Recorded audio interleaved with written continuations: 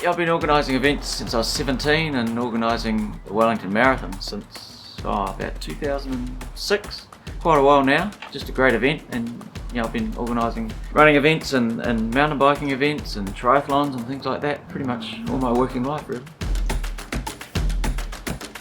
Yeah, there's a lot involved in them actually because traffic management planning is huge. I mean, traffic management itself for this event's a $50,000 exercise just to A, make the race safe for the runners, but also B, sort of make sure it doesn't impact Wellington any more than it does, just to try and keep traffic flows going well and things like that. I'm organising it probably 10 months of the year really, but the Wellington Marathon is certainly the biggest one that we do.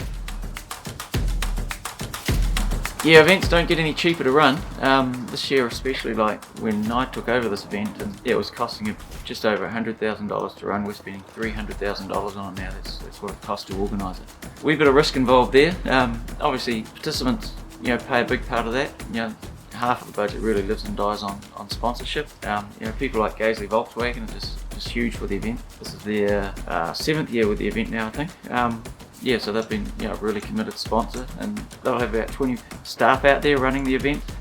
So they really get involved in the event, as well as supporting it. The Shoe Clinic, also, they've been a big sponsor for over 20 years now. They're our longest standing sponsor.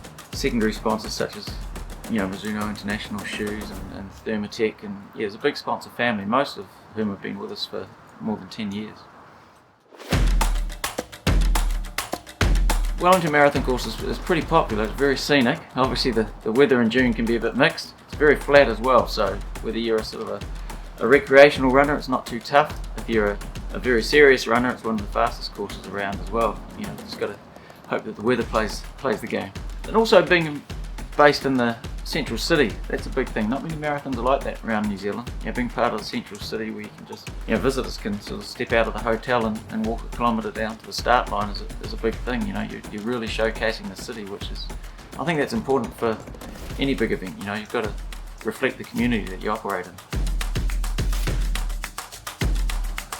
I think events, especially like marathons, the participation events, they will always be around, and they're there to inspire people and get people involved, in physical fitness and the outdoors, and as well as being a good vehicle to sort of promote wherever they're based. In this case, Wellington. Going to be close to 4,000 people, and almost 1,000 of them will be from away. We've got runners from 20 countries this year. The first time we've had internationals back, since COVID. So it's a pretty big deal. We believe that the event benefits the city up to about $2 million, in terms of visitors coming in and spending money on hotel rooms and food and things like that. From our point of view, we organise events for people who want to do them, and sure, we hope the event grows in the future, but we can't sort of control, trends and fitness trends and sort of what people are spending their money on and things like that. But, we organise events for people who want to do them, so as long as people want to do it, we'll organise it. And I don't really do much, I just get my family out there to do all the work. It's sweet as, I just cash in, bro.